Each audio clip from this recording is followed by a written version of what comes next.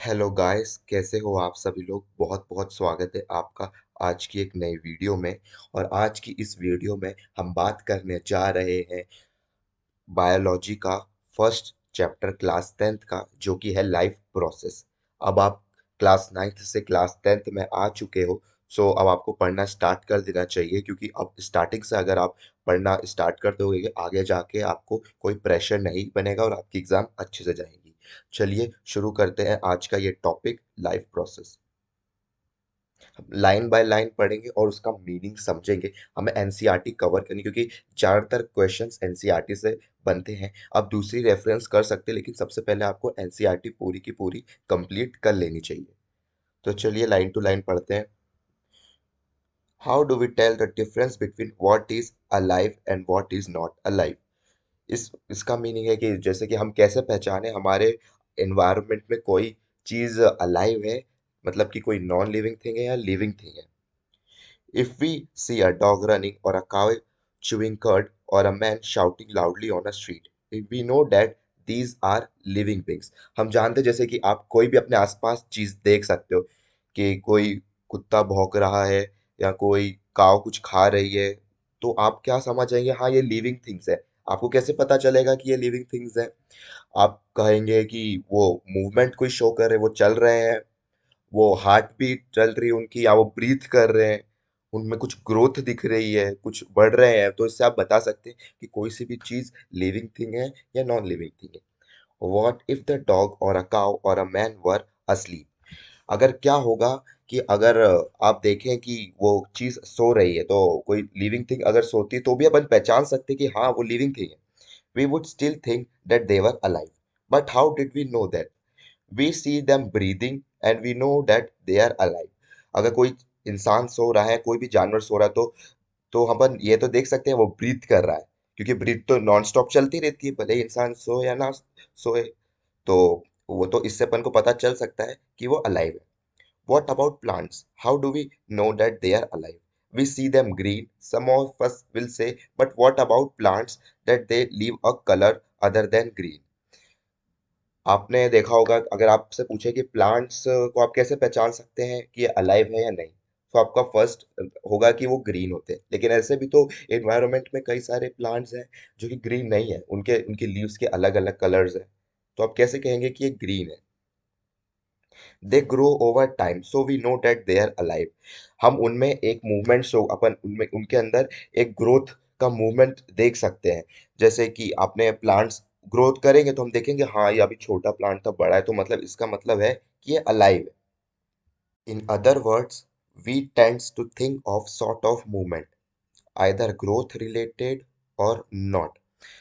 हम यहाँ ये सोच सकते हैं कि कोई भी वो जो प्लांट है वो कुछ किसी भी तरह का मूवमेंट शो कर रहा है, जो ग्रोथ से रिलेटेड है या किसी और चीज से रिलेटेड है, जो हम अपने आंखों से देख सकते हैं, विजिबल है, as common evidence for being alive. But a plant that is not visible growing is still alive and some animals can breathe without visible movement. इसका सबसे बेस्ट एग्जांपल है, जैसे वायरसेस हुआ, बैक्टीरिया हुआ, वो हमको दिखाई नहीं देते, और वो ऐसा नहीं कि हम विजिबल देख सके कि वो ब्रीथ कर रहे हैं कि नहीं कर रहे। सो ये एक फंक्शन नहीं हुआ जिससे आप पहचान सको कि कोई भी चीज लिविंग थिंग है या नॉन लिविंग थिंग है। So using visible movement at the definition characteristic of life is not enough. Movement over very large small scale will be invisible और नेग्ड। जो मूवमेंट बिल्कुल स्मॉल स्केल पे हो रहा है वो हमारी आंखों से नहीं दिख रहा है, जैसे कि movement of molecules for example. Is the invisible molecular movement necessary for life? If we ask this question for professional biologists, they will say yes. हमारी बॉडी में अलग तरह के मॉलिक्यूलर मूवमेंट होते हैं। अगर हम बायोलॉजिस्ट से पूछे तो बोलेंगे कि हाँ, कि वो अलाइव की कैटेगरीज में आते हैं। If we ask this question, हाँ, they will say yes. In fact, viruses do not show any molecular movement in them. Viruses किसी भी तरह का मॉलिक्यूलर मूवमेंट शो नहीं करते हैं।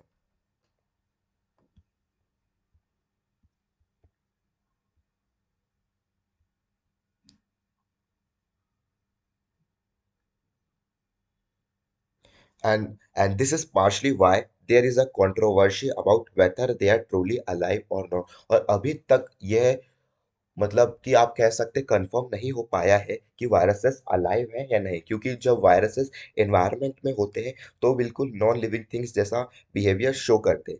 पर जैसे ही वो किसी ह्यूमन बॉडी के अंदर एंटर हो जाते हैं या उनके कांटेक्ट में आते हैं तो वापस वो अलाइव हो जाते हैं। तो अब तक ये कंफर्म नहीं हो पाया है कि उनको अलाइव की कैटेगरीज में पार्ट करें कि नॉट अलाइव में करें। Why are molecular movement needed for life? We have seen in earlier classes that living organisms are well organized structures. आपने क्लास 9th में भी देखा होगा, आपने सेल्स के बारे में पढ़ा है, टिश्यूज के बारे में पढ़ा है, जो कि एक स्पेसिफिक वर्क के लिए अलग अलग टिश्यूज होते हैं, है ना। तो हर वेल ऑर्गेनाइज्ड, जैसे कि हम ह्यूमन बींग्स है, हमारा पूरा का पूरा बॉडी वेल ऑर्गेनाइज्ड है। हर ऑर्गन का एक स्पेसिफिक वर्क है, सो जो वो परफॉर्म करता है। They can have tissues, tissues have cells, cells have smaller components in them, and so on. Because of this effect of environment, this organized order nature of living a structure is very likely to keep breaking down over time. अलग अलग जैसे environment में changes आते हैं, हमारी body के जो sales हैं वो मतलब कि डाई होते हैं फिर नए बनते हैं। तो ऐसे हमें कंटिन्यूअस है ना, मतलब कि अपनी बॉडी पे है ना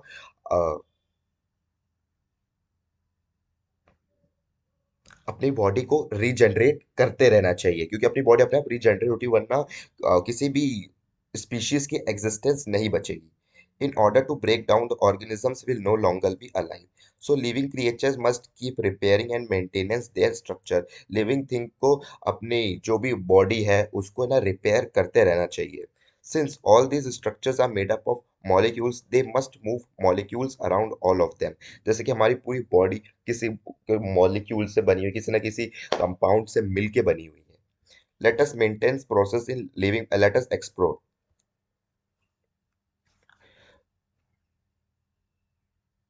what are the maintenance process in living organisms. Let us explore.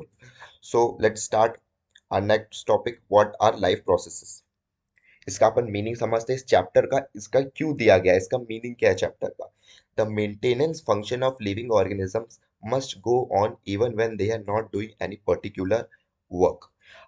जैसे कि कोई भी लिविंग थिंग, जैसे कि आप आइडल बैठे हो या आप सो रहे हो, सो आपको कहेंगे कोई, आप तब कोई मूवमेंट तो शो करेंगे नहीं।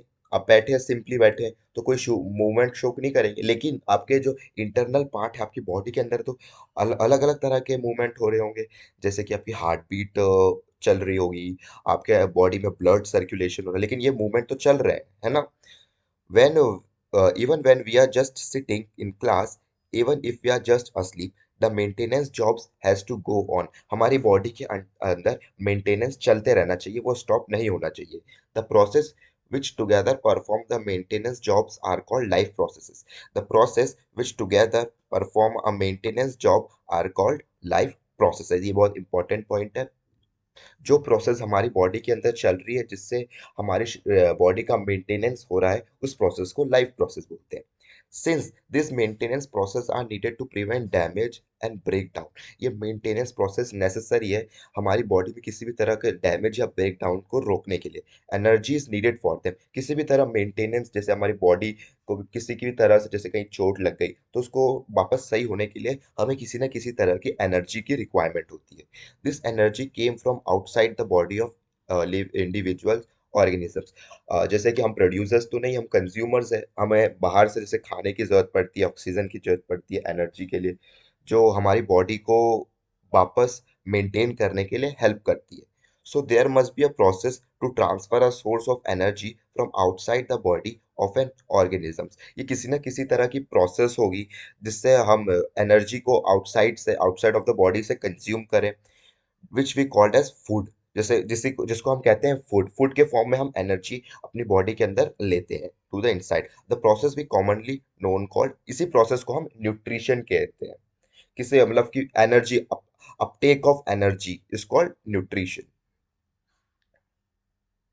If the body size of organism is to grow, additional raw material will be needed for outside।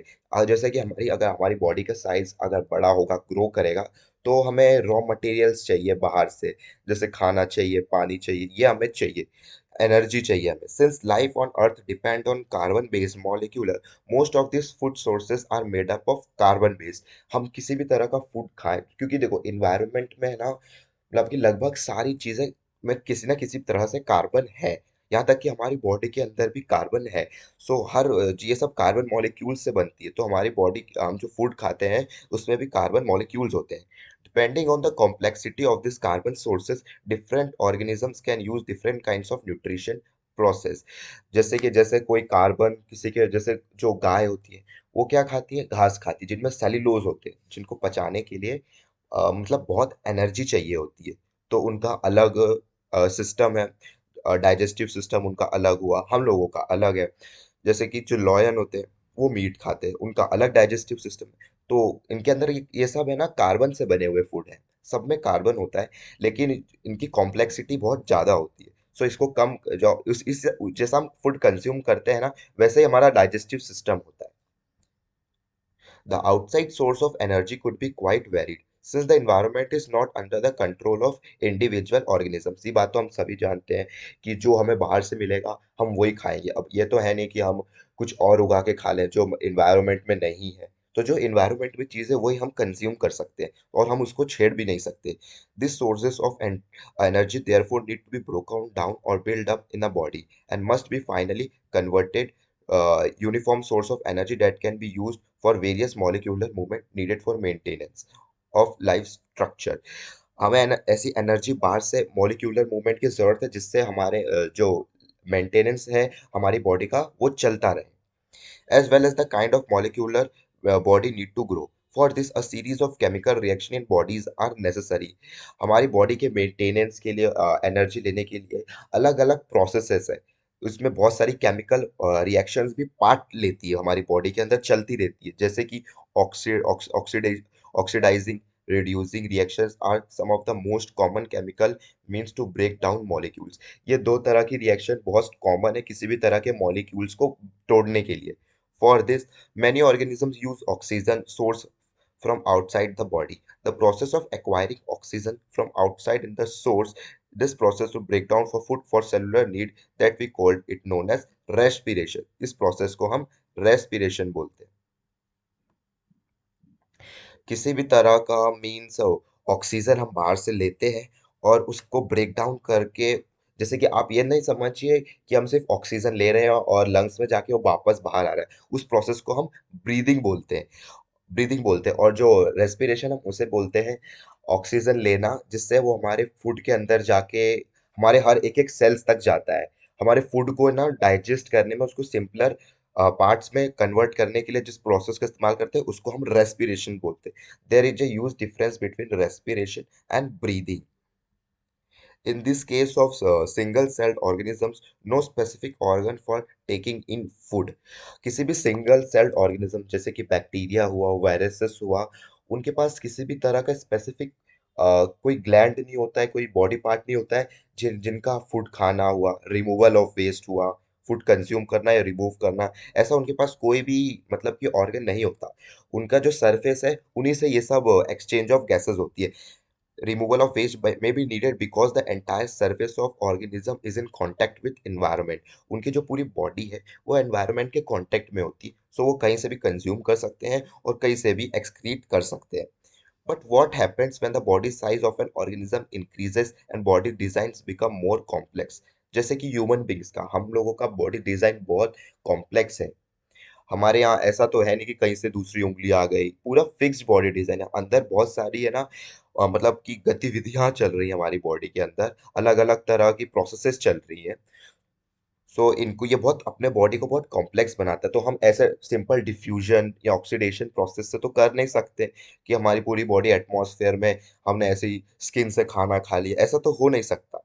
In a multicellular organisms, all the cells may not be in direct contact with surrounding environment। हमारी sales हैं वो पूरी direct contact में नहीं है environment, हमारे ऊपर skin लगी हुई है।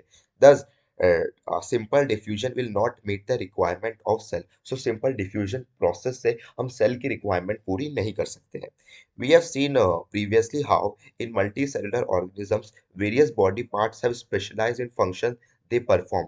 हम पहले क्लास 9 में भी पढ़ चुके हैं कि हर टिश्यू का अपना वर्क होता है, इन सेल्स का अलग वर्क होता है, तो सब सेल्स और टिश्यूज अपने अपने वर्क परफॉर्म करते हैं, हर ग्लैंड अपने अपने वर्क परफॉर्म करते हैं।